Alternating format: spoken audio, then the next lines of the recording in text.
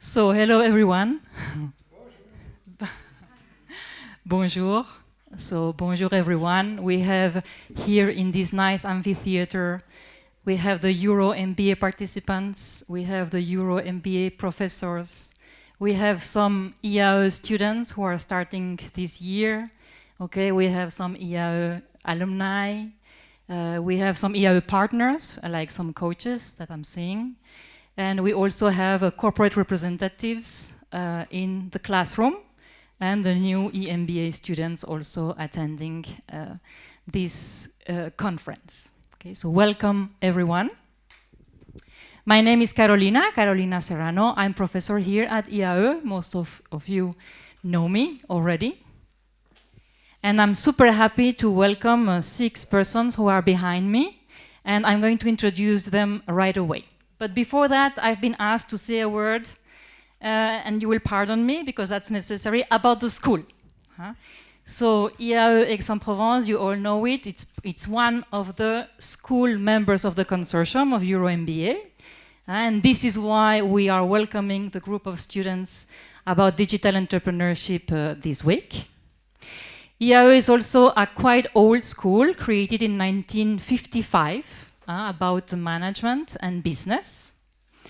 And we are having our masters in general management ranked in the Financial Times among the 50 best masters in the world. So this has to be said. We are the first very surprised, but very happy of that. Not surprised because of the quality, because high quality, but because, as you know, we are a public university, state-owned business school within a state-owned university, meaning that the means that we invest into marketing or external visibility are extremely limited. So therefore, we are very happy and proud about this. So let's go to the topic. We are going to talk this evening about digital entrepreneurship. Some people already asked me, what does digital entrepreneurship mean? And that's, I think, a very good question that we are going to have 6 people to answer to. And we are going to organize this debate in the following way. You have all received by email an invitation to connect to Slack, and this digital application, which is free of charge and that you can download in your mobile phone. And you can ask your questions via this app. And then our 2 colleagues, Bérangère and Delphine, and I'm going to talk about the team later, they are going to take your questions and write them down on the screen. And then I will use them, by facilitating the round table, I will use them in the order that I consider to be the right one, depending on what our speakers are responding. Okay, so don't hesitate to ask your questions. If some of your questions are not answered, it might be that we have too many of them, okay? Or that sometimes it happens that we have very similar questions and we take, let's say, we consider that we can remove some of them or just keep them for the end of the round table. So don't feel offended about it, and don't hesitate to try again, because it can also happen that we just forgot your question. This happens. So let me introduce you this wonderful panel of 6 persons who accepted to join for this conversation, this debate together. And let's start through my right. We have Emmanuelle Champeau. Hi, Emmanuelle. Emmanuelle is an IAE graduate, and she's an entrepreneur. She created Totem Mobi. Totem Mobi, she is an entrepreneur in Marseille. Okay. And she is also, let me tell you exactly what she told me, a tribal chief of eco-citizens. And she will tell us later what does this mean. But it's something very important in her job and as an entrepreneur. And then we have Sofiane Amar. Hi, Sofiane. So Sofiane is the managing director of the startup accelerator at the camp. And the camp is this new ecosystem for social innovation around Aix that has opened 1 year ago. And he's in charge of the accelerator. And he's also investor and entrepreneur himself. We have then Guylaine Ribière. Hi, Guylaine. Guylaine is also an IAE graduate from the Executive MBA. Guylaine comes from Nice, and she is there the Innovation Project Manager. And also, she's a coach of entrepreneurs for INRIA. And INRIA is a French institute, public institute on computer science. Okay. Then we have François Créton. Hi, François. François is also an IAE graduate, and he is the VP of the camp, the same place as Sofiane, the camp, this ecosystem about social innovation. And he is there, he is one of the founders of the camp. Then we have Virginie. Okay. We have Virginie, she's a managing director from Aix-Marseille French Tech. So Aix-Marseille French Tech is the local representation of the French Tech Association, which is an association that represents, in order to enhance and develop the visibility of startups of the region, okay, and that around the world, not only in France, but also around the world. We also have Bertrand Biguet. Hello, Bertrand. So Bertrand Biguet is co-founder of P Factory. He will say a word about it later. And he is a VP of Aix-Marseille French Tech, in charge of the coordination of the local stakeholder ecosystem, and also in charge of communications. So may I say hello, and let's start by asking, on behalf of the group, what does digital entrepreneurship mean? Let's start by this. I think, Sofiane, you can take the word. Well, thank you, Caroline. I'm really excited, honored to be part of this fantastic audience, and hopefully I will answer with my track record and some of the curiosity that could bring this question. Well, digital was brought now since 20 years, and we can specify that digital entrepreneurs are people like probably you or a normal thinking that could put from the beginning, from his idea to the delivery, any infrastructure from the internet, saying that using the internet as a capability and bringing the internet into his idea or her idea is considered as part of the digital entrepreneurship.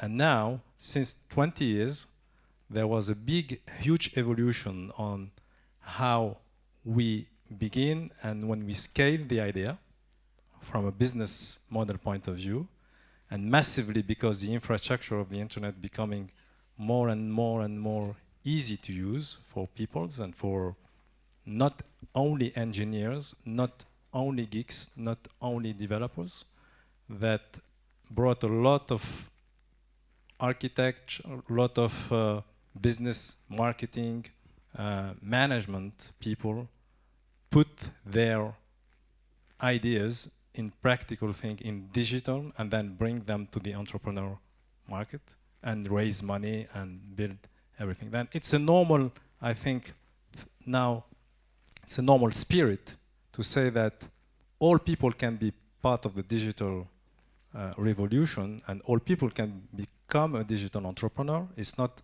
characterized to developers or geeks or digital marketers.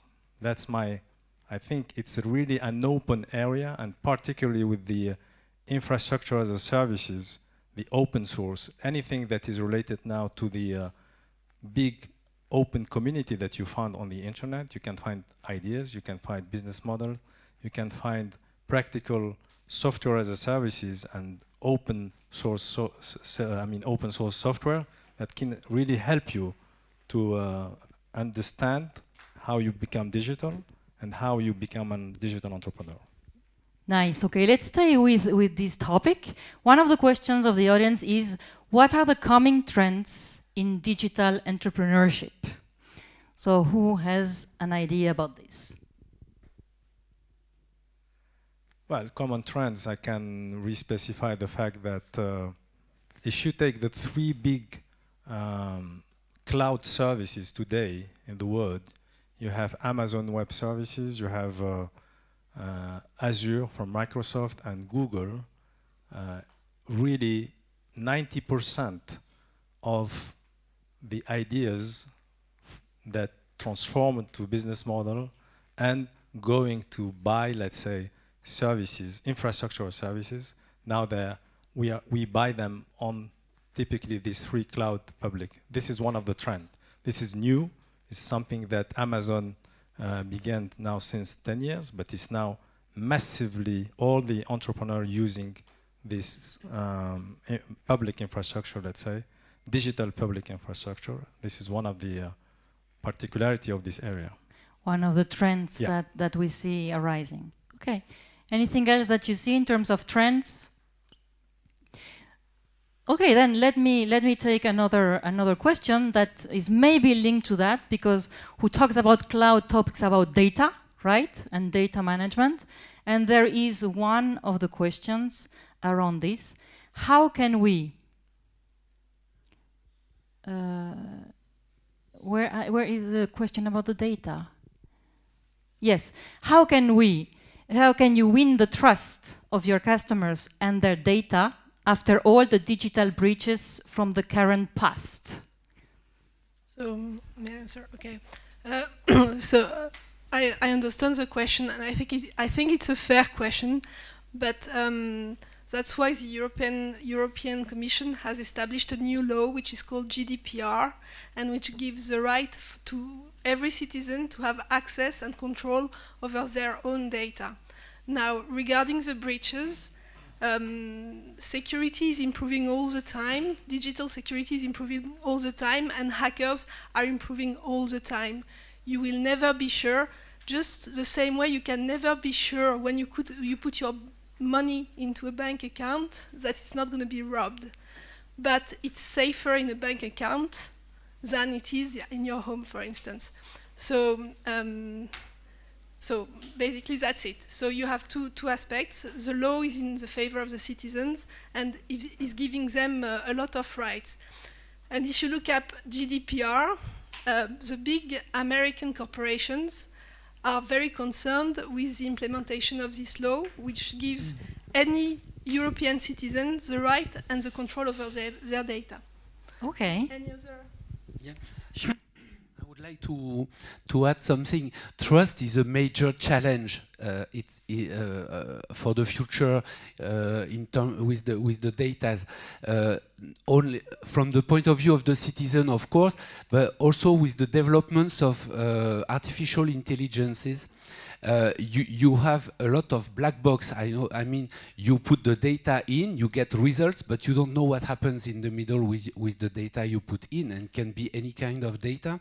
And there is really a challenge with transparency, especially when artificial intelligence is used for government use. For instance, we have in France a thing which is called Parcoursup, which is supposed to orient and affect students to and we saw this summer to really higher level studies, huh? Yes, and we saw this summer really a trust problem, because this is a black box. You put your data, and all the students in France put their data, and they get affected to one university, 2, 3, and there was a kind of strong defiance against this black box, because people said a feeling of being treated unfairly, because they did not have, receive proposition to the university they wanted. So this is really a very sensitive topic from the citizen point of view, and also in business, because when you do the same with data from customer, etc., sometimes you get results from artificial intelligence is that you can even know, you cannot see properly as a human, because it's dealing with many more data than your own brain or any human brain, and the results and the things that are going out from algorithm, etc., are sometimes beyond human reasoning or beyond human intelligence. I mean, it was the case with the Go player, for instance, where the machine played the game, it was perceived from the human point of view as something completely crazy, but actually the artificial intelligence were far beyond what a human mind could see as a game. So this is a major challenge to come to the topic. A major challenge. Trust is really something among programmers as well, and I don't want to. Okay, wonderful. So let's stay about the customer. One question is, this one was about trust, but another question is, what is, from your experience, the best way to get the customers on board of a digital startup? That's a good question, because, for example, for startups, very often they just think about creating their product, and that's it. And they never think about, okay, who is going to buy my product, how I'm going to reach the customer, and so on. And most of the startups that we see are just focused on creating a product. Basically, with 50,000 euros, you can create your product, and usually after that, you don't have any more money.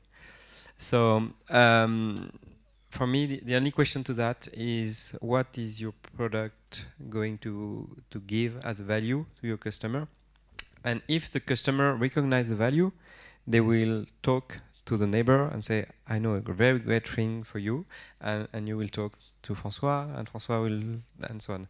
And basically, a virality, making the product perfect, solving a real problem, and then communicate to make sure the word spreads, and little by little people use that.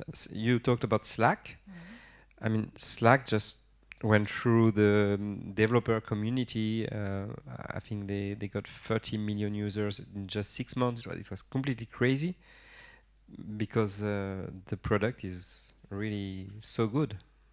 And so maybe what can be said on what I've seen from different entrepreneurs is that when you actually work on a product that you've been experiencing, I mean, that you're working on a product that's supposed to be solving a problem that you've been experiencing yourself, is actually something that really helps you develop the product, I feel. I just remember someone who's an handicapped person.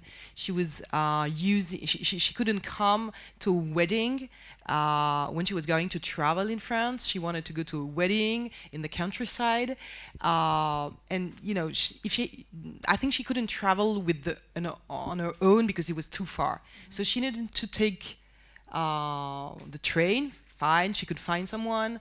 She could find someone to help her in order to get into the train, to get out of the train. But once she was going out of the train, she couldn't find a car that could fit, you know, with her armchair and stuff like that. So she's called Louise de Villemorin. I'm trying to find her the name of the company that she has. She's in a wheelchair, and she little by little worked on a product that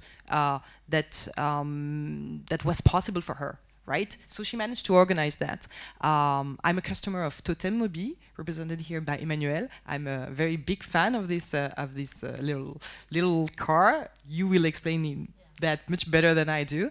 But I feel I could, you know, try to improve definitely the use of something that I really use. You know, so that's the basic of a digital company for me. Right? That you are working on something that you actually want to develop because you've been experiencing a problem. It comes from a problem. And then you're going to find the solution coming from your own experience. And then after, you're going to be putting yourself at maybe you're not in an arm, you're not in a wheelchair, you can't experience that, but you're going to be working with people who are in a wheelchair, which is why a team is not only the one who's coding, or the one who's, you know, it's actually a question of a team. So that's a very different thing, I think, from general companies usually, I feel. From more conventional type of business, right?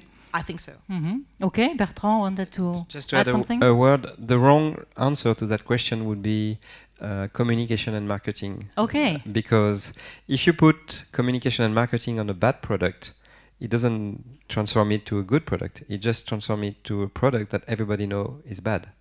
And you have to remember that in the digital world, you are just one click away from the competition. So communication and marketing come only for me when you have a good product. Then you put it and it spreads the word that it's a wonderful product. Okay. Sofiane? Yeah, well, there is also the growth hacking capability now that you can use in, because when you would like to have a brand that you just have 3 or 4 customers, it's quite difficult to relate, even if you have even if you have a big community in Facebook or classical social networks. And I can advise really a very nice book called Business for Punks that describe a little business in UK about craft beer that is a huge success and that are really destabilizing a lot the big players, the big brand like Budweiser and the others. But it's also important that when you find the right product, like Bertrand said, and you test it and you have some prospect or even some customer, to find a kind of something quite original of how you communicated. And it's not a question of communication and marketing, a classical thing, but you can find really specific elements that are part of your product and make the difference by building campaign, but not campaign, classical campaign, and growth hacking campaign is part of also the digital area also. Okay, so let's stay with this idea of the motivation of the entrepreneur. One question is, what has been your driver to start your business or venture?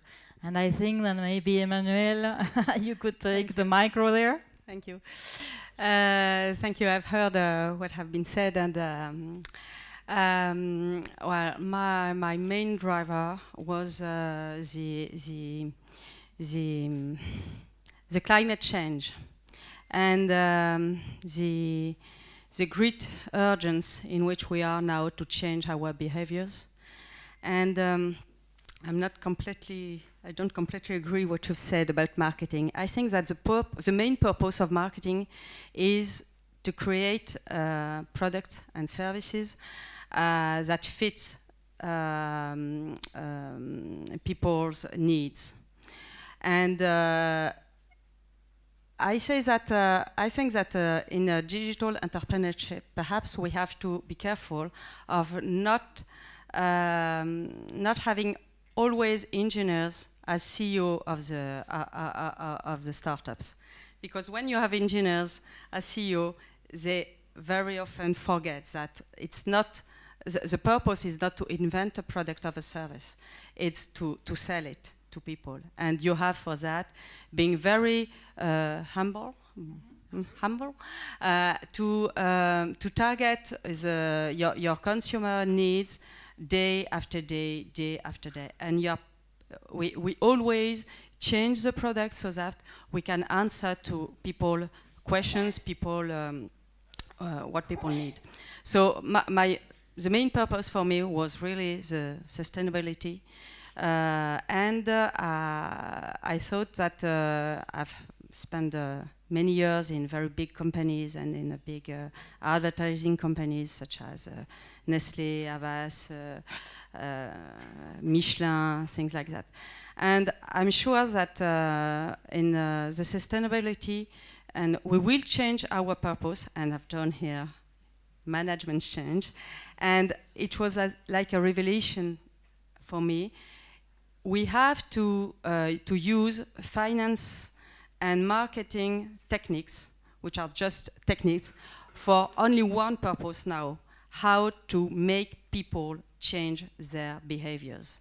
And I think that the recent demission of Nicolas Hulot is very. I was very sad this 1 week ago, because this is exactly. And what's wonderful for me in the digital is that I think that the digital is like a toolbox. On the digital industry, you can find all different tools you can use to create service and new products that will help people to change their behaviors, not only because it's good, it's better, and with a moral reasons, but because it's cheaper, there is more liberty, there is more, it's fashionable, it's sexy, etc. And I think that people who are working and on those industries have to change the product and service so that for us, for example, in Totem, we always say more liberty, less cost. And we never say that there is zero emission, etc. That's only the way we are doing this service. But why our service is conquer more and more drivers in Marseille, it's because it always offers more liberty at a better cost. Mm-hmm. For those of you who are not familiar with the French politics, Nicolas Hulot was now, because he resigned last week, the Sustainable Development Ministry in the French government. Okay, so let's continue now. You wanted to say something, Sophie?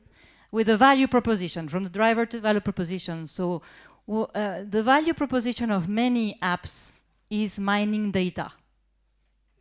Mining data. Data mining, right? So how to make money out of the data, how to sell it, and who to sell it to. Guylaine, and can you start? Well, I can begin.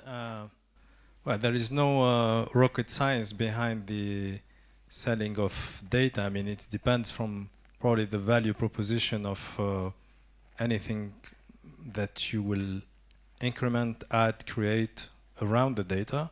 But in a certain way, that there is, like you said, I mean, there is a kind now very strict rule of laws here in Europe around data. But I mean, you have the freemium model, for example, where you can use the data without, I mean, as a company, you can use the data without paying them and sell additional services. For example, in the gaming industry, we are using the freemium model as one of the services.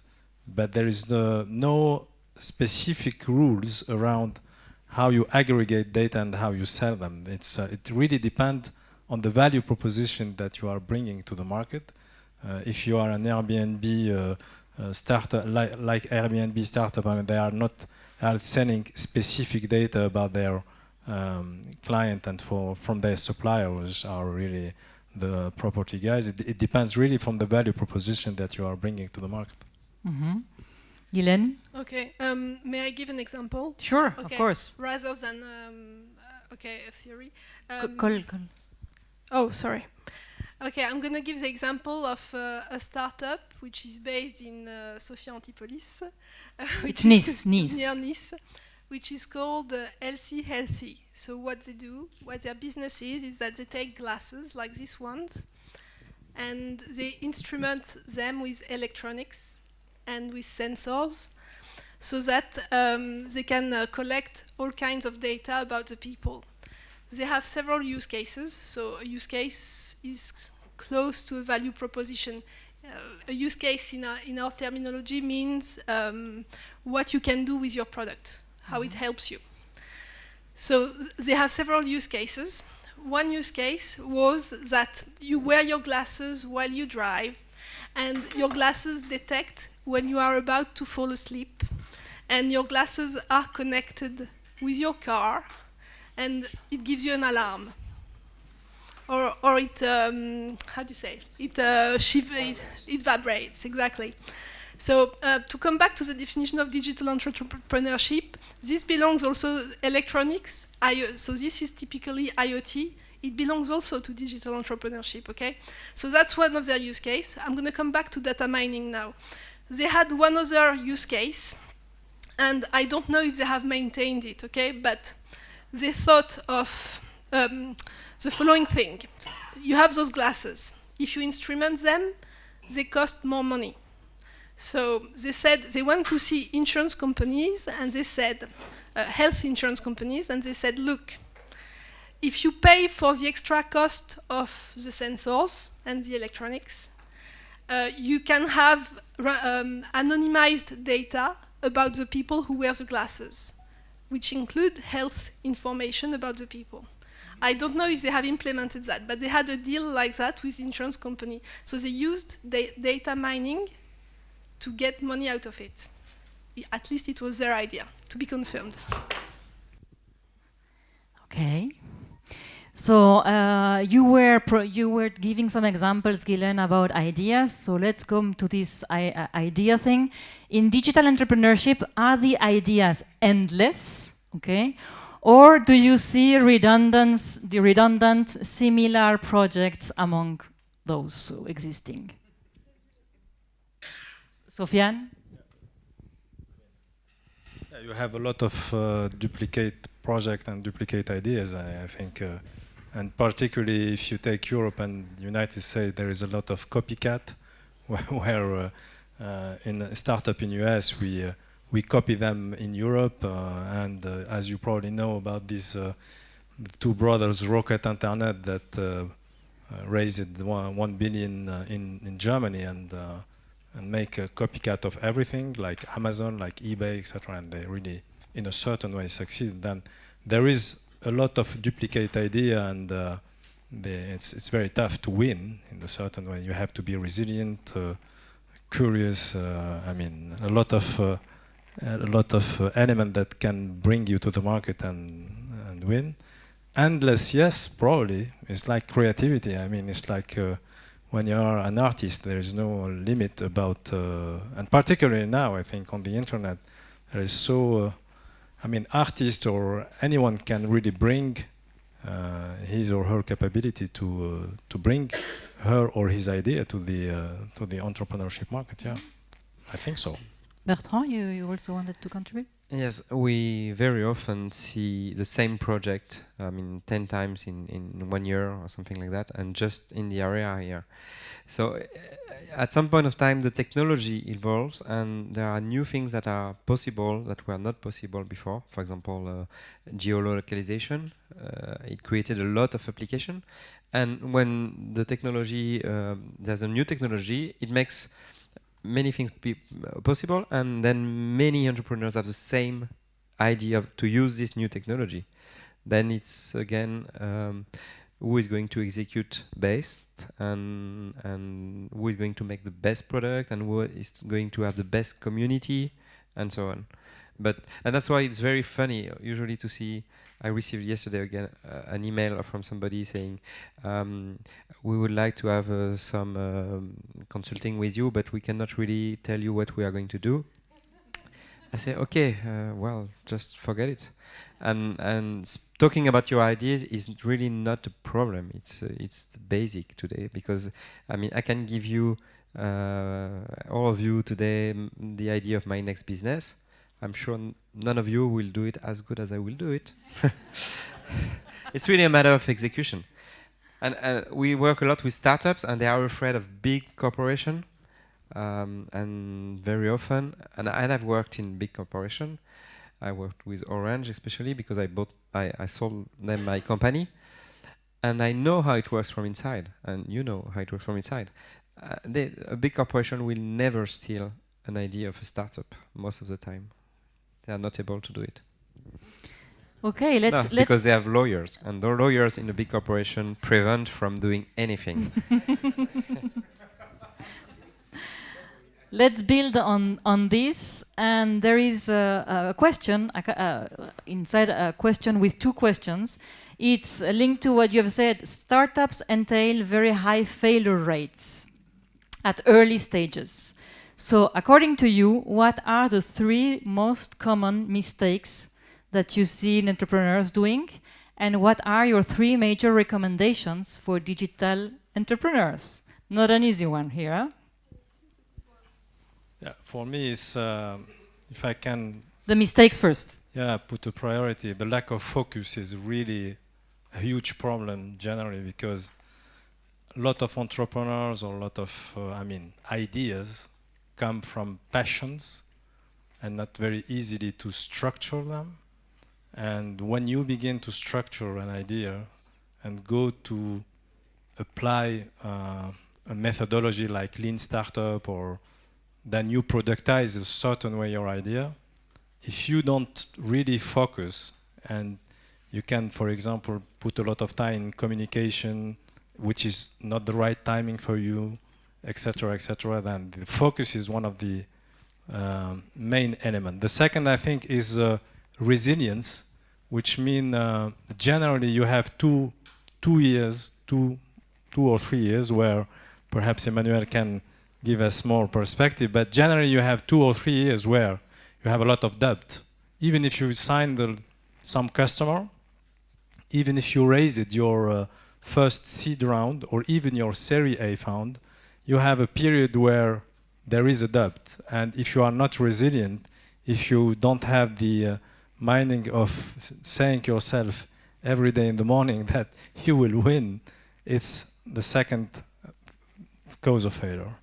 And I think the third one is humility, probably. And we saw recently the Elon Musk subject, which is really seems that a lot of entrepreneurs, when they brought their idea to the market, in a certain way they take a kind of miracle to the market, and then they lose control in a certain way of how they can be a normal human and create a business, not only an idea. And the business is quite more difficult than make the first entrepreneur steps. And that's the three, I think. The three major mistakes. Thank you, Sofiane. And Maybe Bertrand? I'd like to François? point out 2 important points. First, the vision. For example, Emmanuel, she wants to change the world. And the entrepreneur, huh? the entrepreneur who really have a vision and they know why they are doing it, they will succeed, because it will be hard. It will be, there will be problems everywhere, but you know why you are doing that, and then you can go on. And the entrepreneurs who just want to create a startup to get rich, and in 6 months, forget it. They will fail for sure. The second point is listening to the customer is very, very important, especially with engineers. Sometimes they stay in their garage, the famous garage, and they say, okay, I will go to see a customer only when my product is ready. Not yet. I've just been working on it for the last 2 years. I will go next year, maybe. And you can go on and go on and go on. Yeah, you know a lot of them. And then when they go out of the garage, they see the light and they see a customer. The customer say, what have you been doing? I don't need that. Why did you do that? Yeah. So talking with your customer all the time. Even when you are, the product is not ready, when you are thinking about the product, when you are building the product, even before you can sell it. Yeah. So there we have 2 recommendations. A third one, because they want to have 3. I think it's exactly what you said. It's about the fact that you need to experience very quickly things. You need to fail quickly. You need to switch quickly. You need to be quick. And then you're going to be winning quickly. It's really about being quick. Doesn't mean you need a vision. If you don't have a vision, nobody's going to go. Nobody was going to. If you don't have a vision in life, generally talking, you're not going to go very far, right? It's exactly the same. You on my micro. And I have an example for you. Okay. Mark Zuckerberg always says, "Move fast and break things." It's at Facebook. It's basic. Move fast and break things. But if you don't move, go out. Yeah, waiting, and it's been something. I'm not an entrepreneur myself. I'm not a serial entrepreneur. So it's really something that I've been hearing, being next to entrepreneurs and investors also. Because I've been spending a lot of time with investors and being with them and saying look at this one, look at that. We have a good team here, but they don't want to change also. They don't want to switch. Yeah, they want to stick. Sometimes you have an original team at the beginning. They don't want to switch for some reasons. And sometimes investor will make you, blow up your team. Is it a good thing? I don't know. But investors want return on investment. So they're going to be looking at that. But they also want vision. They want people who are going to be able to go very, very far. And from the beginning, that may be something like what you need to have in mind is think very big. Very, very big. At least maybe you're going to achieve something small on that, but you're going to think very, very large. It's very important, and I think that's a failure. That's something that sometimes we don't find in entrepreneurs. Also, it's something about like women entrepreneurship. Usually, they really starting with small ideas that they want to achieve because they have this kind of thing in mind that we need first to go step by step, right? We all need to go step by step. Doesn't mean that you don't need right from the beginning to have an idea which is very far, right? Very far, very big. Think big. Mm-hmm. And François, maybe you wanted to add something? It's not about a recommendation, it's about the mortality rate. And I'm not sure the mortality rate of startups is higher than in all the business. It's really high, whatever in classical business or in digital business. Maybe the startups are more under lights in the medias and everything, but I'm not sure. We would have to check. Probably it's an impression that has to be really checked with figures. Yeah. Okay, Guylaine, yeah. Okay, so it's significantly true. So death rate at 5 years of French startup has been measured at 50%. I'm not saying that the other 50% are super successes. Huh? They are alive, okay? And if you take the companies which are created within the incubator of a business school, which is called Schema, their survival rate at 5 years is 90%. 9-0. Okay, so yes, if you take people who know how to create businesses, like those ones, they manage to do it, but it's less risky because it's less innovative businesses. Okay, and Sofiane?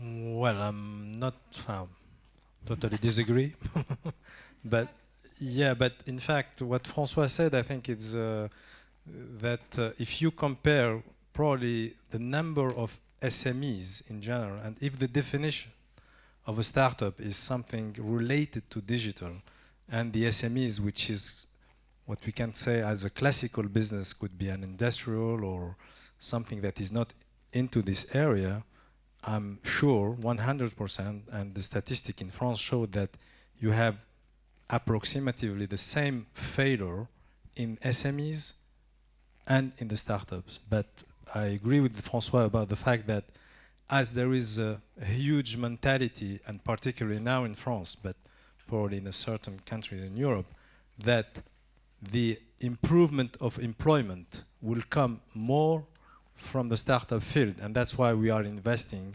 a lot of money in incubation and in investment fund. Then there is a light, and the media light particularly on this area.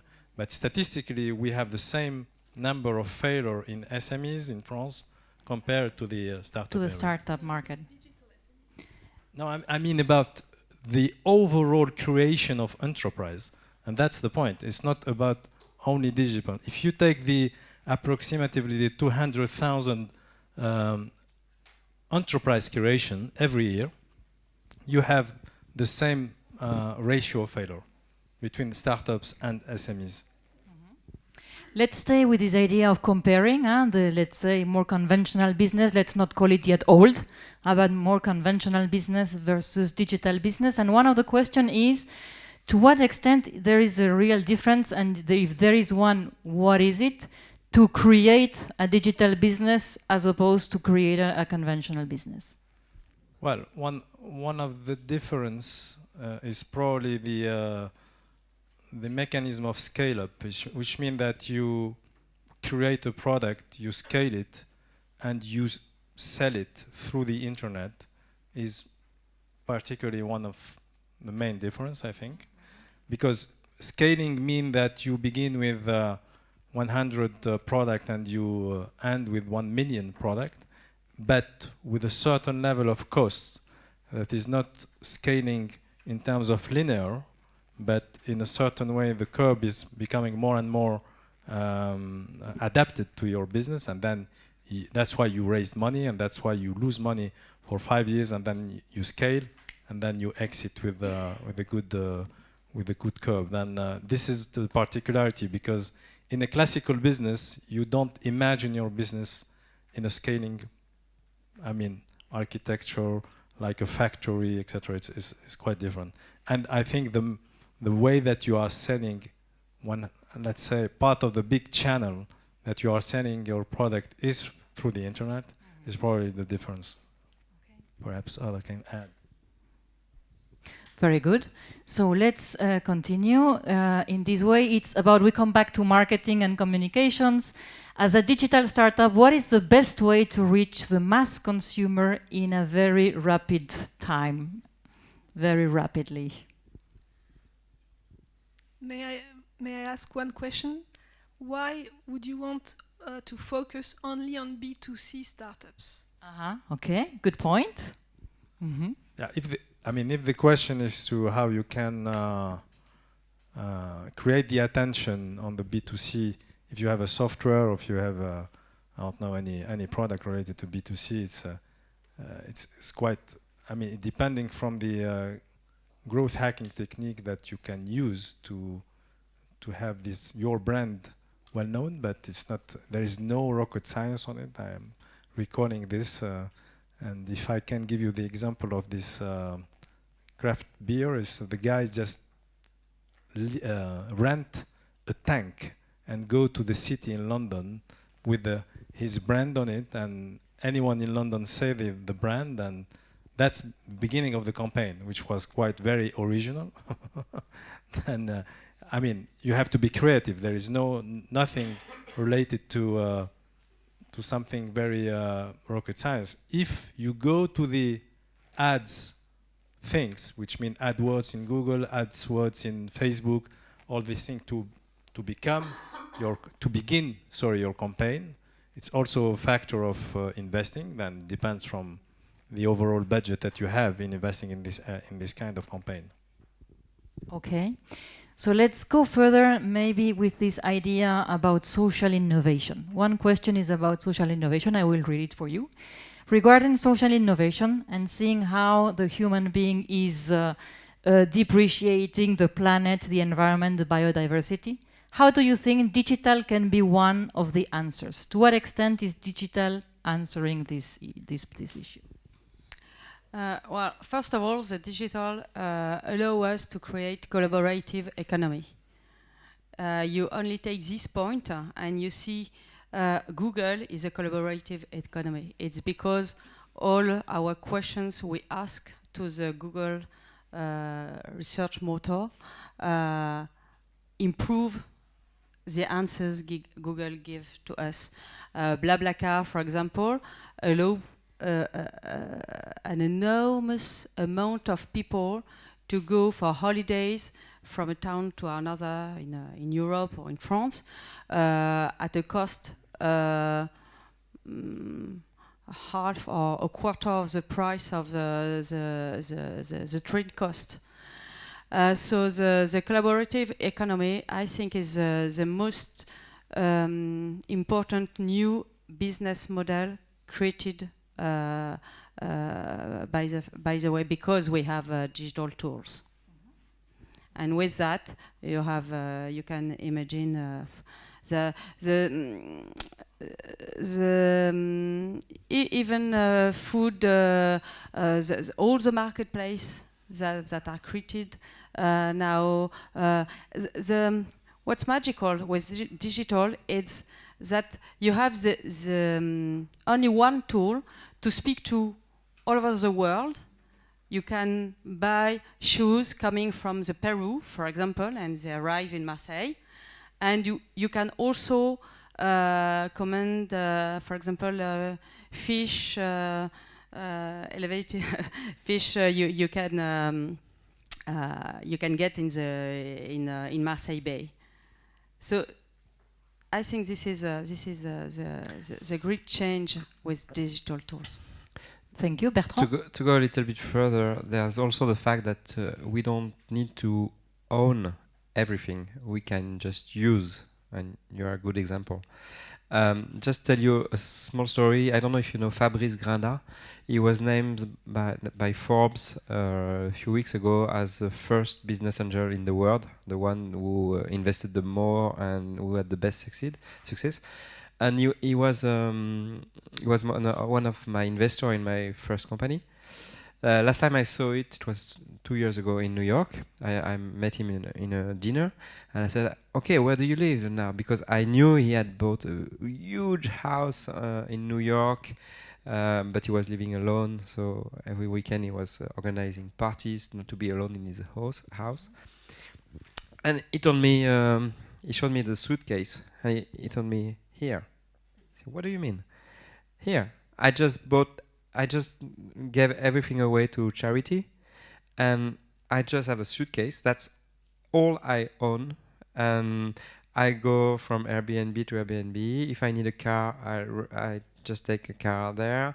If I want a pizza, I have my application here. And if I need something, I can just use and borrow and use what I need. And I don't need to own all the stuff anymore." Mm-hmm. Okay, very nice. Can we maybe stay here and to this question? And can you, some of you, I read it for you. You don't need to look at the screen.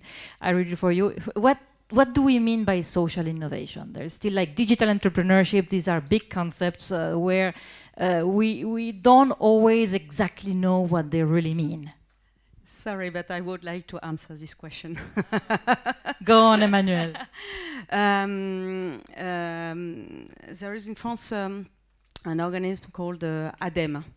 ADEME is the Agency for Défense de l'Environnement, etc. Wow. Sustainable State Agency. And Gabriel Plaça, who created La Fabrique des Mobilités, which is a think tank about new way to move, told me that Totem is the only car sharing solution who thought to people who don't own their own car, who don't have a car. There is in France 10 million people who have problems of mobility. It begins by people who are not able to read the bus schedule, to people to have their driver license and they don't have enough money to have a car. And most of the jobs are outside the cities. And if people have low salaries, no diploma, probably they work with short jobs, probably in night, and probably outside the city. So those people can't work. And for example, in Marseille, there is 120 people looking for a job. And two-thirds of jobs are outside the cities, and there is 40,000 people who have driver license but no car. And enterprise outside the city can't fulfill their jobs. So you mean, Emmanuel, if you allow me, that social innovation is answering to this type of needs? And for example, in Totem, we practice frugal innovation. This means that we try to put the minimum of investment on things such as charging stations, for example, or the car, etc. We have a small car, which is not very comfortable. There is no window. You just have to plug it in this equipment, for example, and at least just you know Autolib in Paris.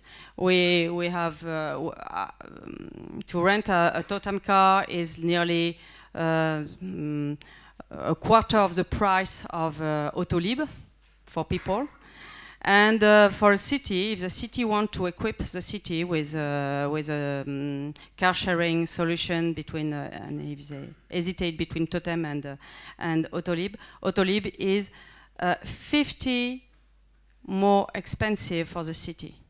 50 times? 50 times. More expensive yes, for the more city. expensive. Mm-hmm. So you can, if you want to make social innovation, you have to think, and for example, us in Totem, we put the minimum, we want to be less expensive than Uber.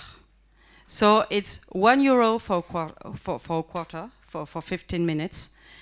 And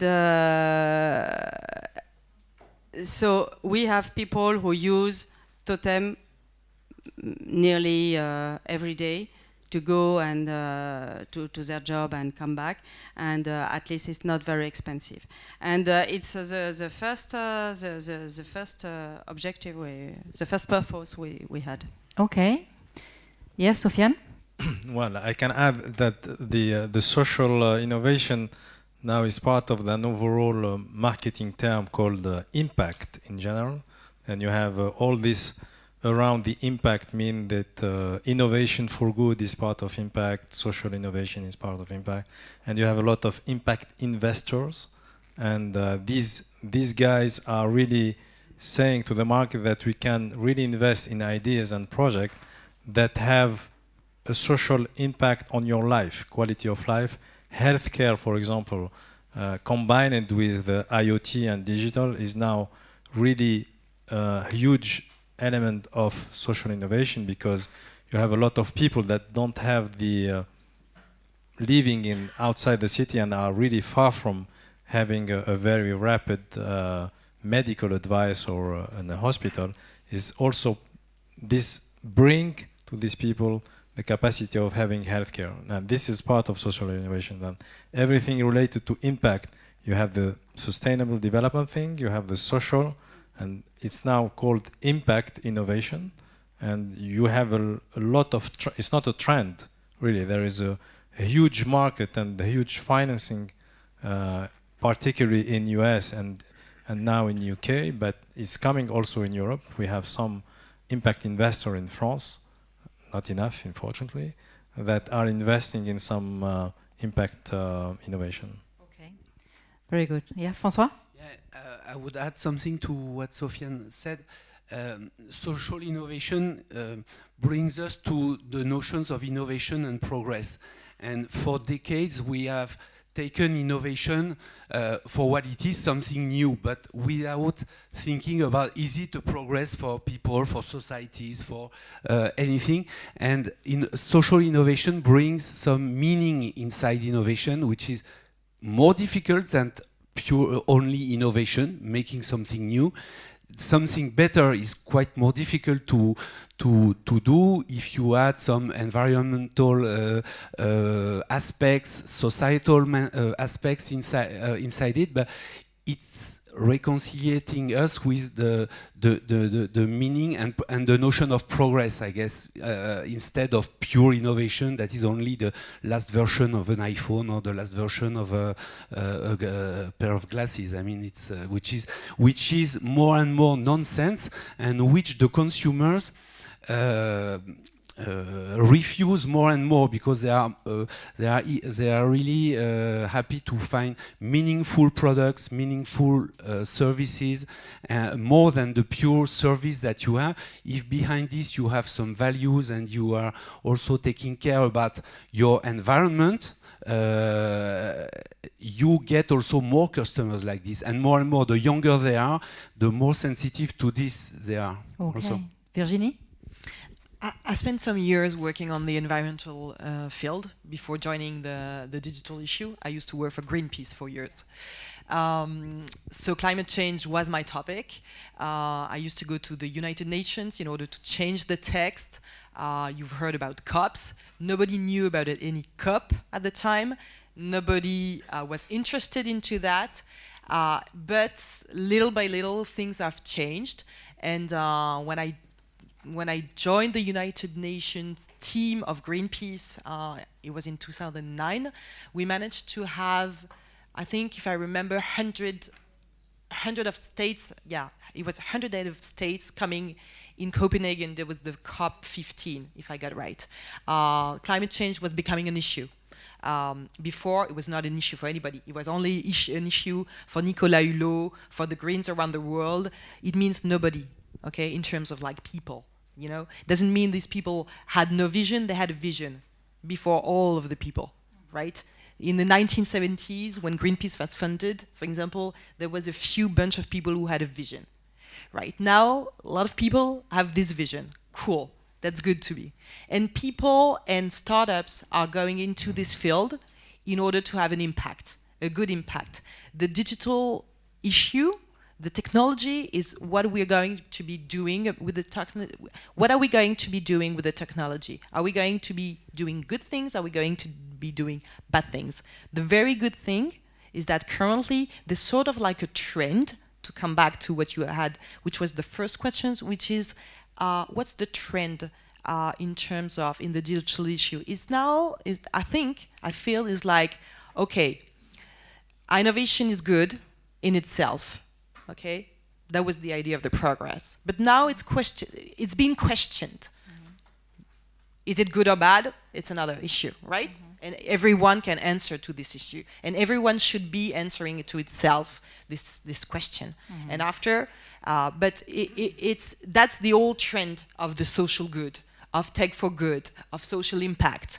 I think the time of only doing marketing on this issue is actually finished.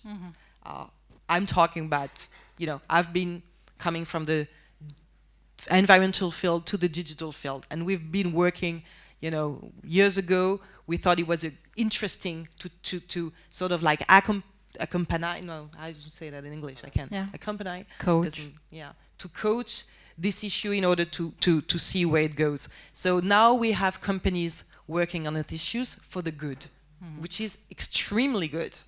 And that's a new thing about climate change and all these issues. And I think it's really for the best. By the way, Virginie, we are talking very much about the developed world. Mainly, you mentioned the US, regularly Europe. But there are two questions about the developing world. So let me read both of them to you, and let's see what we can answer to the audience. How to face natural barriers to digital disruptions in developing countries? How to implement digital transformation in condition of low society development? For instance, case of Western Africa, okay, West Africa. And they are interested, I read it for you. They are interested in developing solutions and apps in North Africa, like North Africa. What would your advice be? Oh, 3 questions in 1 question? Yes, 3 questions. Yeah. Well, I think even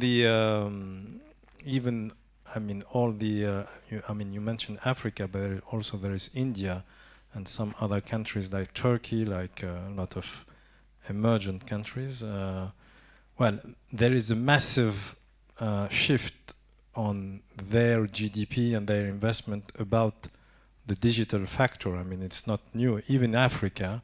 And we have, at the camp, we hosted 2 African events, 2 big African events that really showed us big startups that are really having the strength now to arriving in Europe and take some of the European market. Then I think people that still think that the African countries or other emerging countries have less power to imagine the digital factor, I think they are wrong. There is a lot of, not initiative, I'm talking about real startups that are really producing your services, and they have even some reach out of their original countries. But probably still lacking some of the balance that we have in Europe, but or in US and now with the Brexit UK. But I think there is not initiative, there is a huge shift. I saw also the Turkey example, for example. They have a massive number of business angels that are really, you don't shy when you see the number of business angels in Turkey, for example. Then still, it's still going on. It's still not probably a little bit far from, but now since 5 years, I can take also the example of Brazil. I saw some huge startup in Brazil in terms of their market and their overall. Nigeria in Africa, and it's really going on. It's not a big gap. The big gap is probably more in public institution in these countries, which means their government and how their the digital factor is not impacting at all the public institution, which is another problem. But the private sector is really intensively, curious and develop a lot of. And by the way, there is also a lot of investment fund now that they are investing in Africa. I mean, private investment fund. I know I can cite Partech, for example, investing in Africa, and it's an open world now. Anyone else about mainly the African continent, let's say? Okay, so let's then, yeah, François? Just to give two examples of what's happening with guests that we had at the camp from African startups who came, and they were taking two examples. For instance, banking. In most African countries, there is no physical bank networks as we all know it in Europe, and so directly the online banking, I mean, everyone or almost everyone has a mobile. So the natural way to leapfrog to the next technology was really to get online payment and online banking, which is very slow in France, for instance, like in terms of acceptance, because we have all this century story of banks and which are on the streets and everything. So it's really an example to show like the digital and the mobile, especially the mobile, is really allowing to make really huge steps in terms of with the technology. He also had an example about education. For instance, Nigeria is going to be the third country in the world in terms of population within the coming years, so 5, 7, before the United States, and everyone has a mobile, almost everyone. And even if the government wanted to buy the schools physically in the country, it could not because of the lack of money, but because the lack of time, because the growth of the country, the demographics are so, and so the natural way to spread education is through mobile, for instance, because of this physical and time constraint, finally.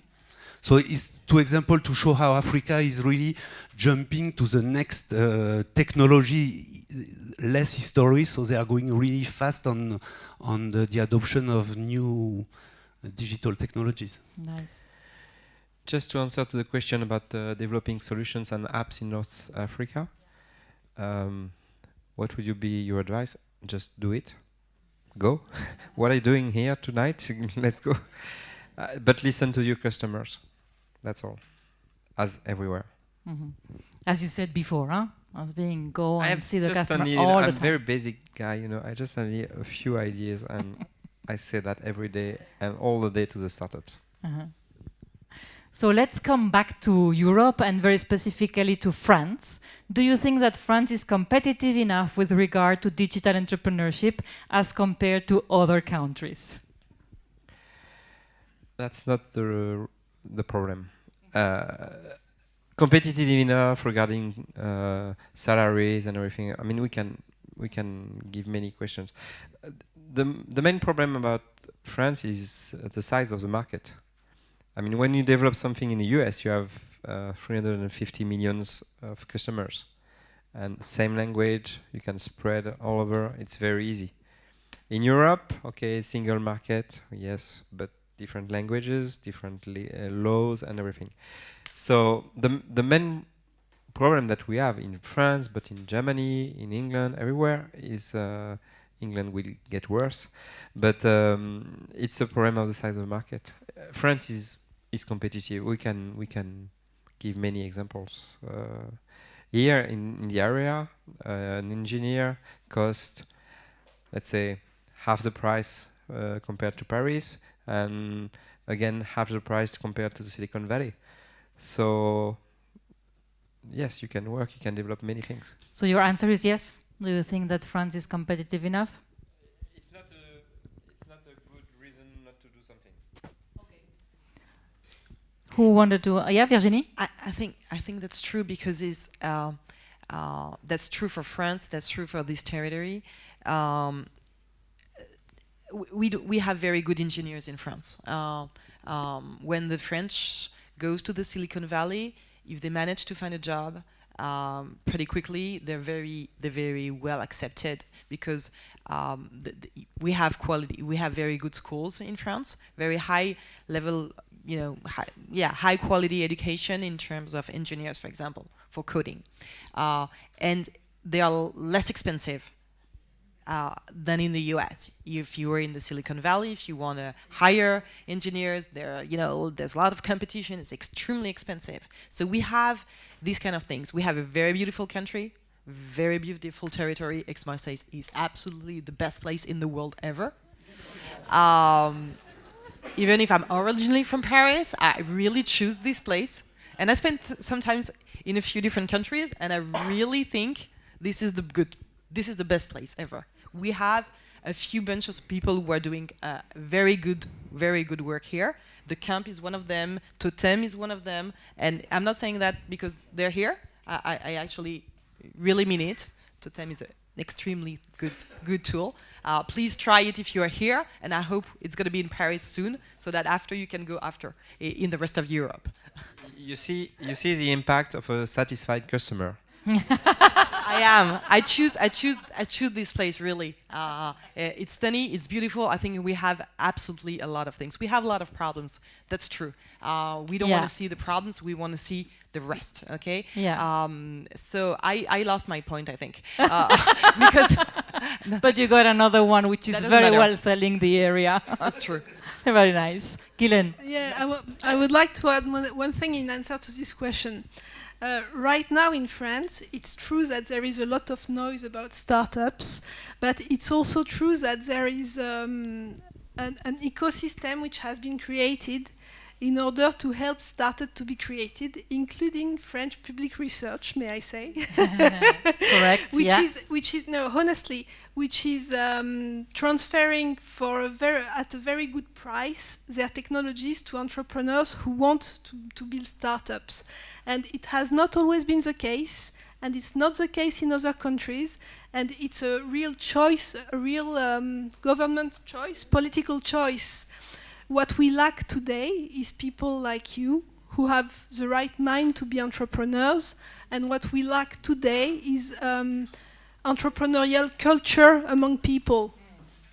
So, but today it's quite cheap to start a startup with those technologies, and you get a lot of government funding to get started, which is not the case when you start, which is less the case when you start on the technologies that you have built yourself. And this is the discussion we had earlier. And you're right, Guylaine. This is why most business schools now are really investing very much in their programs to provide entrepreneurial tracks in order to develop this entrepreneurial mindset, which is somehow absent from younger people here. So you wanted to add something? Well, I think Guylaine said it, that we are the first in Europe in terms of public donation and investment, which is really true. I'm not talking about the private investment, but then when you begin your startup, you have a huge difference here, because you have, in every engineers that you recruit, you have some of the cost is financed by the state, and you can do it every year if you have the right project in terms of the technical implementation of the project, and it's very important compared to other countries. Mm-hmm. You wanted to add something, Virginie? I think I remember my point now. I think how nice Aix-Marseille is. See? Yeah, I think what needs to be, I don't want to say change because it's new, it's coming. It's like the mentality. I mean, if I had something to change, is we should get like 10% of what the US got in terms of like, let's do it, okay? Like, we fear some things, right? It's the culture. We're in an old country, France, and there you can feel it, right? So that's good that, for example, our kids here go abroad, meet new cultures. I think it's absolutely needed. First to speak English. And first much before English, just like to feel what's different in different cultures. And it's not only the US, it's go to Africa, you know, let's find, and just let's confront yourself with another culture, because you would learn a lot from that. And I think we still have a long way to go, although it's changed. When I graduate, I think it was about 15 years ago. There were very little people who wanted to have an own business. It was not digital business, right? We were just like talking about business. People were graduate from high-level universities or private school. They wanted to have pretty much a career in big corporates. It's totally changed. I feel like everybody wants to have his company. Everybody wants to have his startups. Good, right? Not everybody is an entrepreneur. No, not everybody is going to be an entrepreneur, but just like take 10% of what another culture can bring to this culture, and we will do much better than they can do, just because we have better education and lots of skills that other people don't have. But if you just take 10%, Virginie, maybe let's come back to our topic. This is exactly the topic. She's French. Yeah, she's French. Yeah, and especially in Aix-Marseille. Yeah, absolutely. Well, I'm from Paris, and I'm from Paris. So really, and I'm not from Marseille. Okay, let's move on now. So, what are your thoughts about crowdfunding in the digital area? Crowdfunding in the digital area. That's a new topic. Well, exciting, fantastic. You have a massive number of successful projects in US and even now in Europe financed by crowdfunding. It's really, it's not only a prototyping subject, it could be, but you have a lot of startups now that massively raised money through this crowdfunding thing, really. Anyone else about crowdfunding? It's the best way to test your product market fit, to know if the customer will like your product. But there's one point. You have to make sure that you don't sell in crowdfunding your product for less that it will cost you to produce it after. Okay, say that again. I saw many startups. They sold something on crowdfunding for 100 euros. And then when they wanted to do it, to create the product, the cost of the product was 120, which means that all your crowdfunding sales were just losses. So it's then a little bit dangerous. But it's the best way to know if somebody will like your product. François? And it's also a very good way to finance your production. I mean, for instance, at the camp, just during the building, we saw a fantastic shower, which is called Navia, which is making using very small water. Anyway, and the guys, they were on Indiegogo. I found them like this, and they sold at the retail price for 2.5 million of showers before starting the production. The product was finished, and the success, the market fit was so strong. They sold. I just checked the figures on Indiegogo every day. I saw the things like this, and it means before they started producing the first shower, except the prototype, they financed all the production cycle, because with $2 million, it was sold maybe $200 each one. It was really a nice product. But anyway, it's also a financial tool to finance production. Tesla is doing exactly the same when it's asking $3,000 and you get your car 4 years after. It's really doing exactly the same. A reaction? Go No, on, but it's Bertrand. good to do that when you are almost ready with your product. If you do it too early, then you burn the money, and then when your product is ready, you don't have any more money to deliver the product. So now you know their thoughts about this, huh? Okay, very good. Let's go to another one.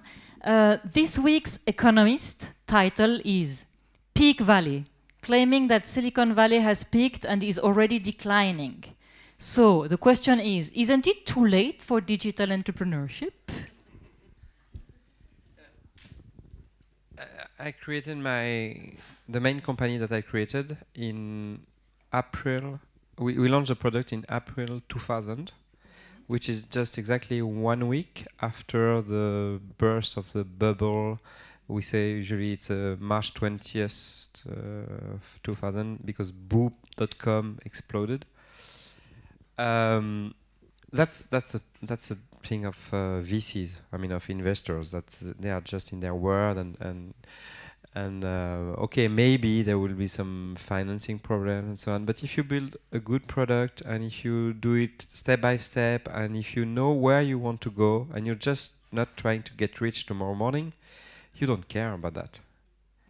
You just have, I mean, building a good company, a success, it takes 10 years. Okay. So if there is an explosion in the Silicon Valley tomorrow, I mean, in 2 years it will be okay, and the people who will survive will be the best. Everything that don't kill you makes you stronger. Makes you stronger. Guylaine? Okay, I agree with what you said. On top of that, I think that Silicon Valley is a great place, but it does not have the exclusivity of digital innovation. And by definition, you can make a digital innovation anywhere in the world, including here, including in Spain, including anywhere you like. So Silicon Valley explodes, so what? Let's go to Boston. Or to Africa. Okay. So let's continue on the VC issue. That's a long one, huh? So let's get concentrated. Several sources report decreasing trend in seed investments, 200 to 500,000 euros. VC, venture capitalists, seem more and more focused in financing bigger rounds for companies that already have some tractions. Do you think this can be a real problem for future entrepreneurs? So Bertrand, Sofiane, Bertrand, Sofiane. I'm not sure who wrote this. We will never know. Hi guys.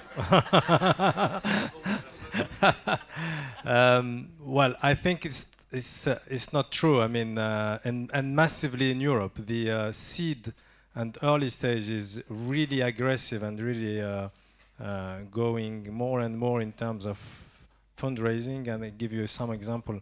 In France, BPI, which is the kind of private arms of the state banking, just raised in 6 months 400 million euro for pure seed investment. And I can give you all the investment fund in France have rounds specific for seed and early stage. And in Europe, the same thing. That I think there are really a shift in investing. It's not, 10 years ago it was very tough, and even 5 years ago it was very tough in France to begin your company and raise seed fund for a ticket of 200k or 300k. It's very, very difficult. Now we have more in Paris, more than 20 investment funds that can just study your, your pitch deck, even without having any revenue. Just to give you an idea, recently in the user experience for an insurance company, a new startup called Alan, just raised 12 million euro in the first ticket as a fundraising. Then the market is booming. There is an aggressive market around seed and early stage. Perhaps in US it's different, but I can guarantee you that in Europe and particularly in France there is room for this ticket. Bertrand, you wanted to say something about that? We don't have too much problems to fund the startups in this range, but it's also an opportunity if it's a little bit more difficult. It's the opportunity to sell things. I mean, you just don't create a startup just to raise money. You create a startup to have customers and to sell and to make turnover. So maybe if it's a little bit, you have to prove. I agree that there are many funds, but you have to prove. You have to have some metrics. You have to prove that you are selling things and not just burning your VC cash. Very nice. So the two last questions. So customer databases are the foundation for a lot of startups. Younger generation often fill in fake information.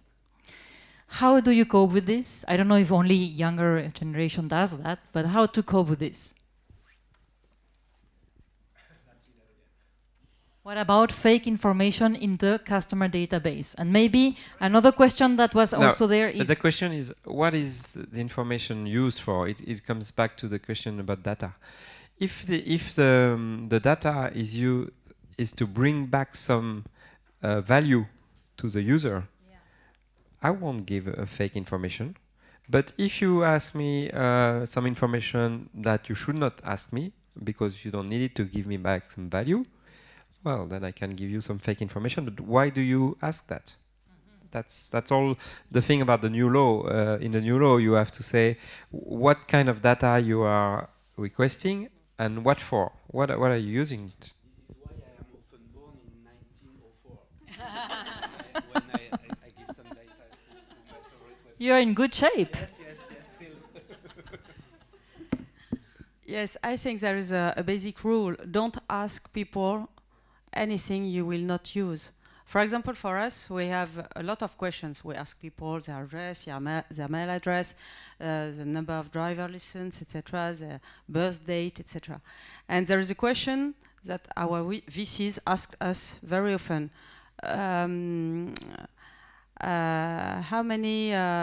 What's average earnings salaries of your drivers? And I say, well, I don't know. And we have to make specific studies with, and we call our drivers to ask them this kind of question. But they can drive Totem without any information concerning their salaries. Yeah, they would probably provide you a fake answer there, right? If you would ask. By the way, one of the questions that we didn't write here but was said to me is, how do you manage your customer data at Totem?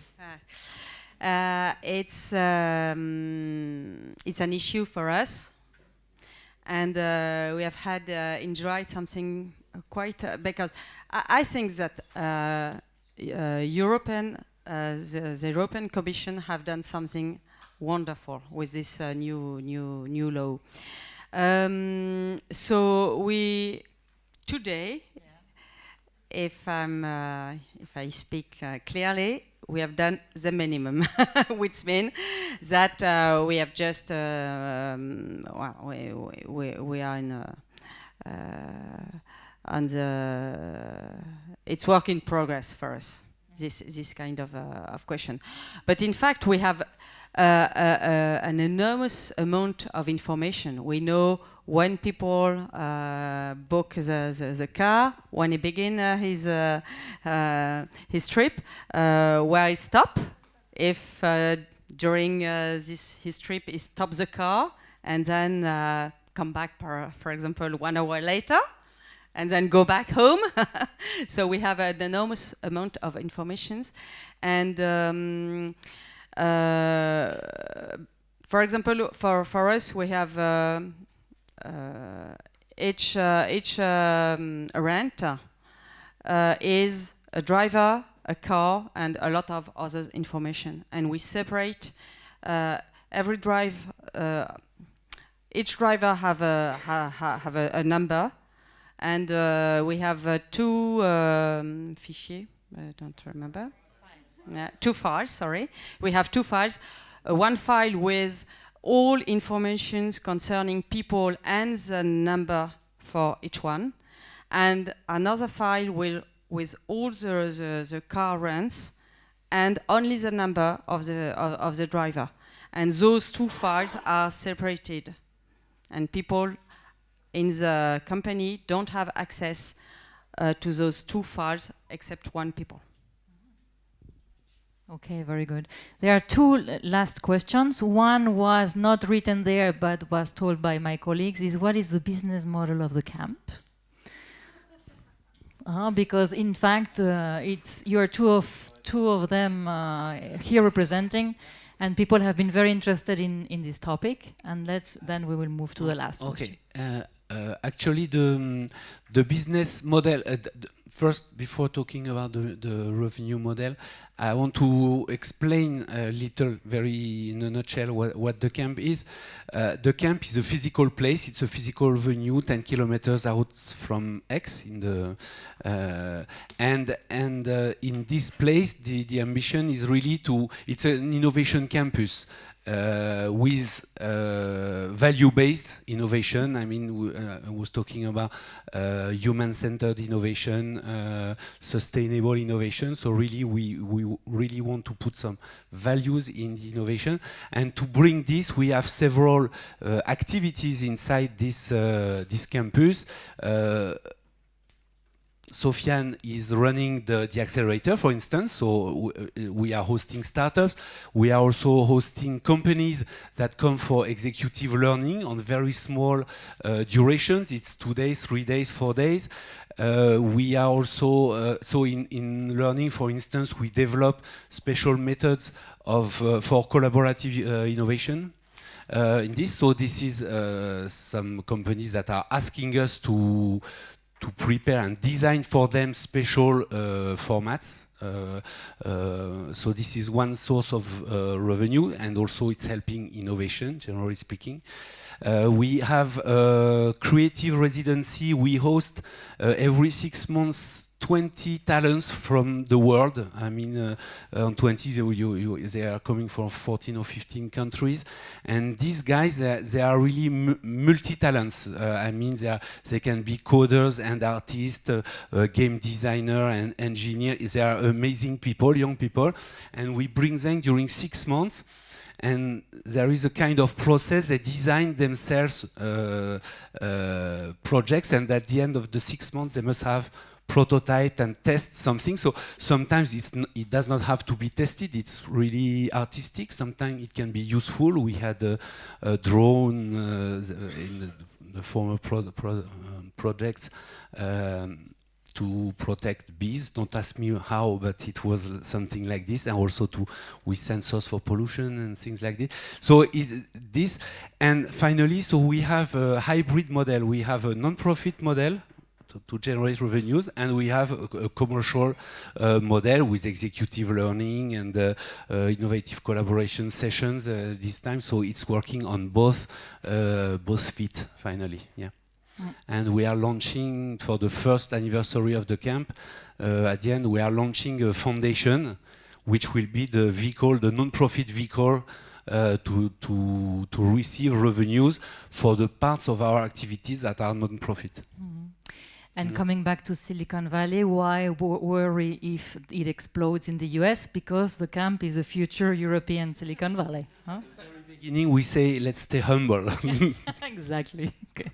And then the last question to all of you is, what would be your most important advice for future digital entrepreneurs? Well, I will try to surprise you. I would say, listen to your customers. Basic. Just try and try it here. I would say also put what you believe in your innovation. I would align with Bertrand, actually. I think focus on, be obsessed with finding customer problems you can solve, and you'll get the money out of it. Well, same principle. I mean, be passionate about your idea and test it the number of times necessary to be sure that you can trigger something.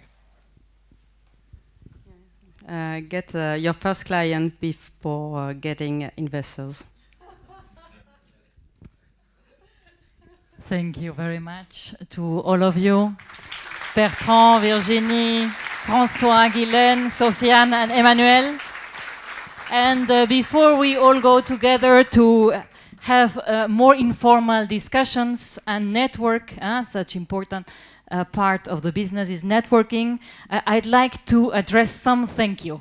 It's extremely important for me to do that because we are here, 7 people, very visible, but to be here, to be visible for you, there is a team behind all this organization. And I want to say a word about that. So some of them I know they will be unhappy because they don't like when I talk about them, but it's very important for me. So first of all, the administrative team behind this conference tonight, it's composed on 5 of my colleagues.